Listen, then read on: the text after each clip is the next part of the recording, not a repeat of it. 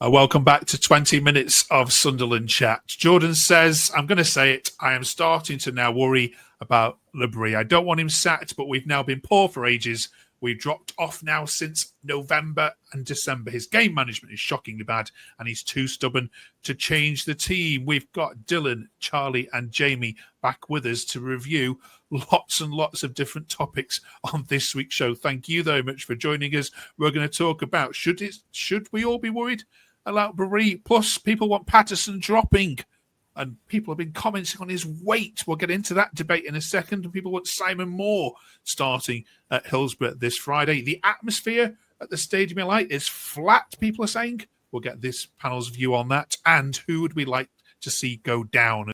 So let's get into it with Dylan Parry, Charlie Hodgson, and Jamie Brown. You can follow them all on Twitter in the links below. And thank you very much for joining us. If you haven't yet found the channel, do drop a subscribe and a like. Let's examine then what happened against Hull. Dylan, was that the worst performance of the season for you?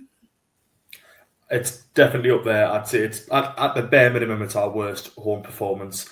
I mean, they just didn't look up to it whatsoever. People looked tired, people looked leggy, which I'm sure we'll get into.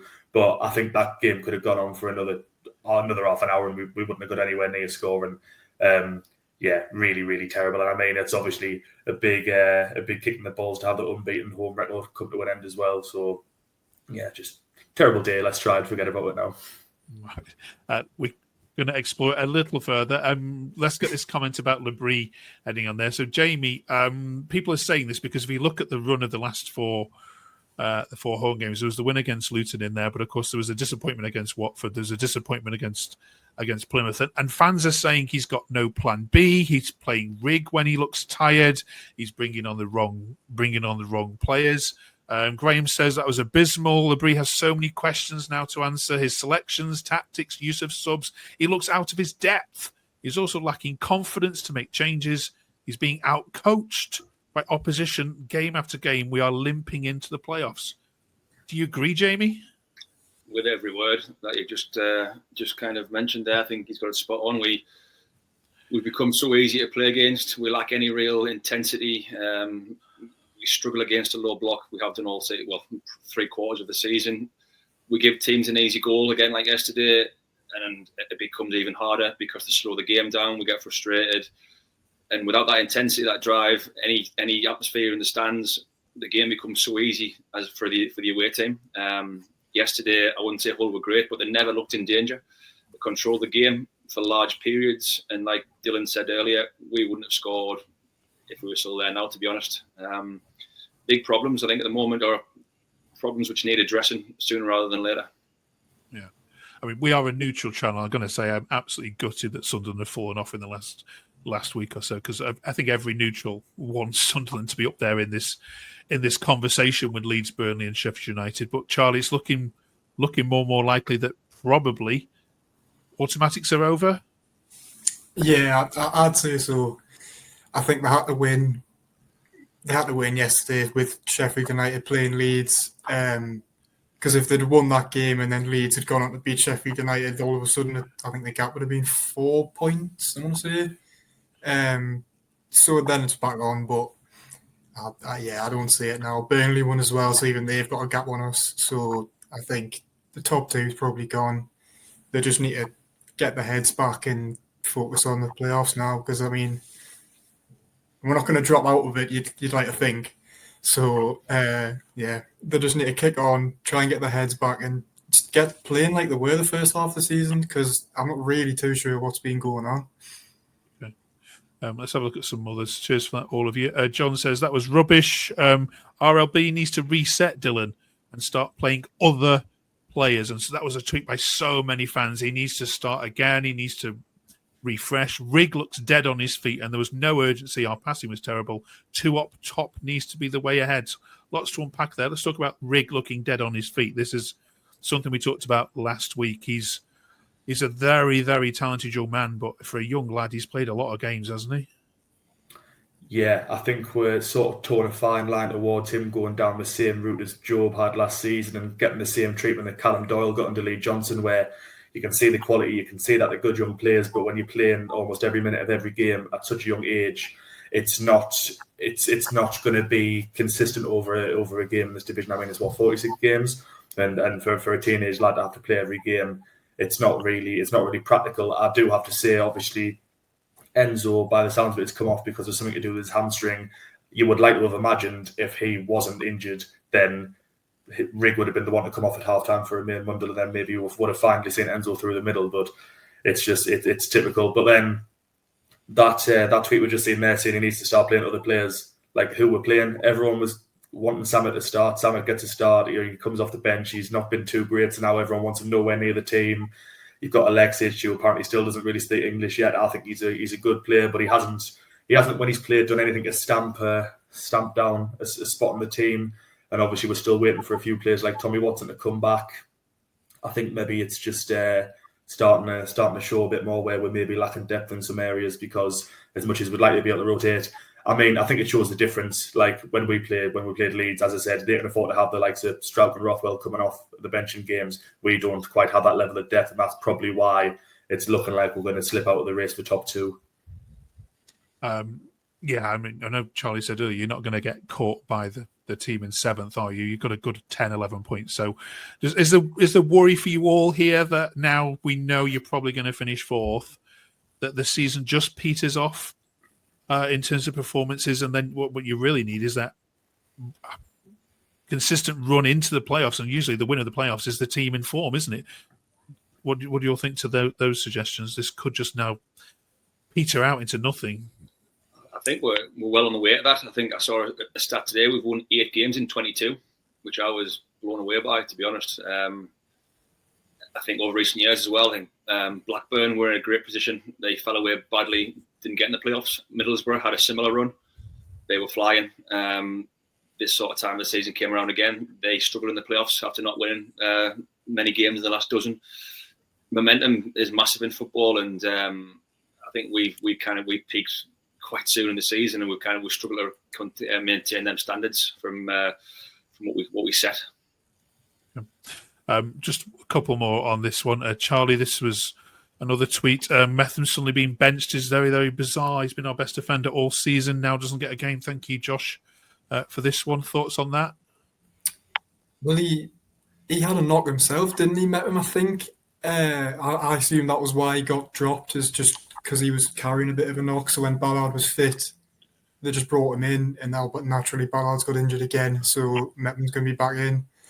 I did think he would come back in earlier, but to be fair, Ballard had done really well actually in the couple of games he played, so I'm not surprised they didn't drop him. I mean, 09 just plays if he's fit. That's just how it is. And I think that's more for us in an attacking sense than defensively at the minute, to be honest, because of the way he plays out. So, yeah, I mean, I'm not surprised. I'm not surprised he didn't come back in, but it's not really that much of an issue now with him back, with Ballard out. We're going to get onto goalkeepers and the atmosphere in a second. But before we do, this is our 30th episode of Where Black Cats Walk. We know some of you just finding it for the first time, so welcome along. Do drop us a like. We're trying to get to 30 likes in recognition of being here for 30 weeks, of which Dylan and Jamie and Charlie have been here for most of it. And it's been most of it a merry old time so far. Dylan, just a word on Roberts, please, before we move on to the goalkeeper one. We've slated him more than any other player on here, I think, over the last 30 weeks we've done this. But when people say he was the best player, are they right? I don't know. Personally, I thought that the best player on the day was Trey Hume, but that's more down to a few good deliveries that he did get in the box, which came very few and far between. But I think at least one of them, either Wilson or Job, someone that's got to get on the end of it and at least get a shot on goal. But yeah, it's sort of whoever you're taking as your so-called man of the match for that game, it's the best bit of a bad bunch. I wasn't particularly impressed with either of them. Nobody in particular was god-awful, but they were all just collectively meh. And it was like, I wasn't particularly pleased with any of them. All right. Right, let's talk about Patterson then for a second. So, a bit of controversy here with some comments that have come from Sheffield United fans. Vic says 18 months between these two photos, and some don't think Pato has changed. I'm not going to slate him for his weight gain because he's a human being, but why is the club allowing professional athlete to get this out of shape. Now, you could argue, Jamie, this is muscle build, as all players need to do, and this is 18 months. Other people have just called it out for what they see, which is, he's not looking after himself in terms of fitness, and are then directly correlating that between some very average performances. Obviously, he was at fault for the goal against Hull, and some were saying he was at fault for both Leeds goals the other night as well. Where do you stand on this debate? I think living up here in the North East and as being a Sunderland fan, you've probably all seen or heard of Anthony Patterson likes to be out on the drink with his mates still, and he enjoys that lifestyle. With him now becoming our firm number one regular goalkeeper, it's a big position, and the picture doesn't lie. That's pure professionalism. That's standards that you don't expect of a football club aspiring to be in the Premier League. Without kind of slating them like you're saying, it's an obvious assessment of two pictures being side by side. The left hand side looks trim, he looks fit, he looks lean, and the right hand side he sadly doesn't. And is it directly linked to his poor form? I'm not saying it is, but it can't help him. Thanks, Jamie. On the back of that, Charlie, people are now calling him to be dropped at Sheffield Wednesday this Friday. Lee Wickham says he was a good goalie, wins you 5 to 10 points a season. Pato has cost us that in the last few weeks. Moore needs a run in the side from here on in. Robbo says Simon Moore has to start the next match. Not one player turned up. Does Simon Moore start at Sheffield Wednesday? I wouldn't have a problem if he did. I'm pretty indifferent on it, to be honest. I don't think it would make that much of a big difference. But Moore did all right when he played a few games earlier in the year. Get a few clean sheets. I mean, he's not great with his feet, but neither is Patterson. That's probably his biggest weakness, to be honest. I wouldn't have that much of an issue with him if he played. Perfectly fine with that.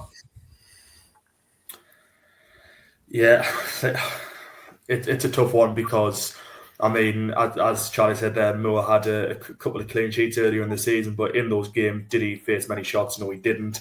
The few games that he's played, I've not seen anything other than those games to think that he's head and shoulders above Patterson. I do think, which I've been consistent with on here, Patterson's shot stopping's really good. Everything else about his game, his distribution's god-awful, his command of his area is shaky at times. I know a lot of people are saying, we should have recalled Matty Young in January playing him. But again, that's a teenage boy, so we shouldn't be bringing in a 17-year-old lad. I mean, he might have just turned 18 now and then force him to play week in, week out in such a demanding league. I'm indifferent. Whoever plays. But the one thing I will say about the goal that he's let in, it was terrible to let that go through his hands. But we're not in that position in the first place if Luke O'Nien hasn't tried to head it back to him instead of just marching it out for a goal kick. I'm not trying to dig him out because I love Luke O'Nien, but for me, that was just such a silly decision. Fair enough, you can, if you're not at back the keeper, instead of letting it go out for the goal kick, he's got the chance to sort of reset the play and get the ball out quicker. But as we've said before, Patterson's distribution shot, when has he ever been known to get a quick restart? So I think in this game, we probably still wouldn't have scored, but you marshal that out for a goal kick, the game just goes on, and we probably have a boring 0-0, and we're not talking about this goalkeeping mistake. So as much as it was poor, I think it's unfair to dig him out specifically. I think the entire team just needs the stick that they deserve for that performance. Okay. All right, brilliant. Yes, we'll be watching, of course, live on Sky this Friday night as Sunderland travel, of course, to Sheffield Wednesday. Join us next week as, of course, we review all of that, and of course, then we look ahead to the next one. Before we get there, though, Jamie, there's been lots of chatter this week about the atmosphere at the Stadium of Light itself. Some have been really ripping into here's just a few comments. I could have filled a whole show with some of these rankings. As terrible today. Atmosphere was terrible, full of happy clappers. Deathing says, we don't start singing until the 1-0 up, and if the goal doesn't come within 10 minutes, you get the miserable people shouting and screaming as though they've played professional football in a million lifetimes. You can feel the tension in the atmosphere. If we can, the players can too. Victoria finishes off by saying the atmosphere at the Stadium Light is horrendous. I said it. One of the biggest stadiums in the Championship, the biggest stadium in the Championship, largest fan base in the Championship. What's not happening? Firstly, I think there isn't many stadiums these days, I think, with a good home atmosphere. I think most of the noise is made by away fans. I think I've experienced that on my away days with Sunderland this season. But we're the same at the Stadium of Light. We struggle to create much of a buzz, a noise, a cauldron. It used to be a horrible place to come for an away team. I think now it's like a day out. It's like a bit of a, oh yeah, we go to Sunderland, play in that nice big stadium. It's comfortable. Have a lot of the ball because we're not a possession side. So it just after every 5, 10, 15 minutes that pass, the away team gets more and more relaxed and more comfortable in the position that they're in. And I think we have to do more in the stands, but that generally comes from a performance on the pitch. And like I say, without that intensity, that drive, that real passion that the fans like, it's a struggle. It goes both ways. Charlie? Yeah, I agree. I think. I mean, I know the atmosphere is not great. I mean, I sit next to the rotor end, which is like the atmosphere end in the ground. So sometimes I can't really tell. But there was one game, I think it was Stoke. I sat at the other end of the ground, and I could instantly tell it was so much quieter in the general stadium to where I'd normally sit. So that was when I really noticed it. But I mean, I've thought for ages. I'm with you. There's not many grounds in the country which has a good home atmosphere, I don't think. I did notice Leeds on Monday did have a particularly good one, and mainly because I was in the home end, but whatever. Yeah, I don't know, but I don't really know what they can do about it, to be honest. I think it can only come from on the pitch, but I don't think that should be the case. If you know what I mean? Like it shouldn't be reliant on what comes on the pitch. They should just come hand in hand. So I don't know. I'm not sure about it. Only Sunderland can have a light show at 12:45 in a lunchtime, isn't it? That's amazing. Dylan, what about? I mean, you got lots of early kickoffs. You've got, it's Hull. People perhaps won't be as excited as for the opposition. No disrespect to them. What about this comment about happy clappers? Are you seeing Sunderland becoming more of a tourism place? Not in the slightest. I've had a season ticket since I was 15 years old, and with the atmosphere at home has never been particularly good. I'm a firm believer that is something to do with the fact that the away fans are tucked up in the second tier. I mean, as Charlie said there, the rotor ends are sort of allowed to stand, and the away fans are as far as humanly possible away from there. So I think naturally, when they're as far away from each other, it doesn't you don't have that back and forth. Like you go somewhere like. I think the best home atmosphere I've seen in the way they have been, it was definitely Fratton Park. I've been there loads of times, and you're basically within reaching distance of the Bolton fans, and you're all giving each other stick, and it's a good laugh, and everyone gets themselves going. Whereas the away fans look like ants from where I sit in the Stadium of Light, and it's like as much as we are quiet, and in most games we are, even when we get big numbers, unless it's a particularly massive game or it's Boxing Day. Or as much as I hate to admit it, we're playing like a Leeds or someone like that when you have that bit of extra motivation. Yeah, as long as the away fans are in the upper tier, I don't think it's going to get any better. Okay. Any other suggestions? Move the away fans. That's it. Just move the away fans down to the lower tier. Let us know in the comments then if there's anything else you think would certainly help. And I think I agree with all of you. I speak to obviously all 23 clubs across this network, and all of them at some point have said that the atmosphere. Even we've had Leeds fans on early in the season saying the atmosphere at Ellen Road hasn't been great. West Brom were talking to them then this week about Hawthorns being quiet. So it's not a Sunderland issue. I can promise you that. But I suppose when you have more fans there in a bigger stadium, the expectation is that it is going to be loud and intimidating. Each week between now and the end of the season, we're making some predictions and making some wishes as to what we want to see happening. We know probably Sunderland aren't going to be involved in the top, but let's focus the attention on the bottom, and we're asking all Sunderland fans to let us know which one team from the league they would like to see the back of. This isn't who we think is going to go down, but which fan base irritates us the most and who we'd love to see go down. It's great not to see Sunderland involved in anything like this. Usually it's the case, I think, in previous seasons where we're talking relegation and Sunderland involved, but happy for it not to be the case. Jamie, who gets you in your nerves the most from this lot? We've gone for the bottom 9. I'll narrow it down to 3. Portsmouth, Stoke, and Luton. Portsmouth because there was a rivalry created in our League One days where we played them quite often in finals and whatnot. Stoke, the Alex Neil situation, got a lot of ex-players have gone there, and I think Luton Town, when they went up, I remember in the playoff game, they had a bit of a big time attitude, which I was thinking, come on, you're Luton Town, and look where they are now. So I think if I was to name one of those three, I would probably go for Portsmouth. Okay, Charlie, who can't you stand? With you on Luton and Stoke, and I don't know why Hull are in there for us as well, and it's not just because of yesterday. I feel like it would just be quite funny, but purely on a basis of how much money they've spent in the past 2 years. I don't think they will. I think they're actually, or at least they've got some half-decent players, so I think they'll be fine. Stoke, for the same reasons as you, Jamie, but then I didn't want to see Gooch go back down there, but it might have to happen. But I'd say Luton. I really don't like them. I didn't even like them when they were playing the Premier League when everybody was loving them. It's just something about them. I've been seeing loads of, I think there's a Watford fan who I follow on Twitter who's been going up and getting loads of Luton fans' tweets from the start of this year saying about how they're going to walk the league and all that, how the next Leicester. It's just great. I love seeing them struggle. I'm not lying about it. I'm all for it. Brill. Dylan, who would you like to see the back of in this relegation race?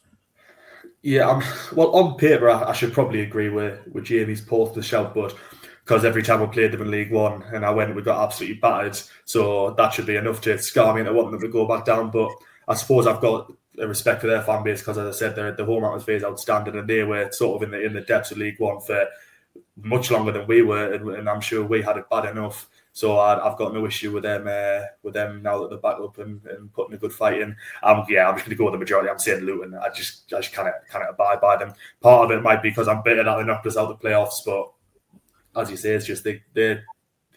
I can respect how they made such a high rise through the leagues from where they were 10 years ago, but they've become borderline arrogant now at times. So I find it quite funny to see them rock bottom at the minute. Okay. 3 votes for Luton on our Sunderland podcast. Right. Thank you very much, you three. We'll enjoy the game and your trip to Hillsborough. A bit of a shorter journey for you on a Friday night this time round. And we'll catch up with you in 7 days' time. Thank you so much for watching. Do drop us a like, trying to get to 30 likes because we've been going for 30 weeks. That'd be amazing. And drop us a subscribe if you haven't yet already done so. Thank you, and we'll see you in 7 days.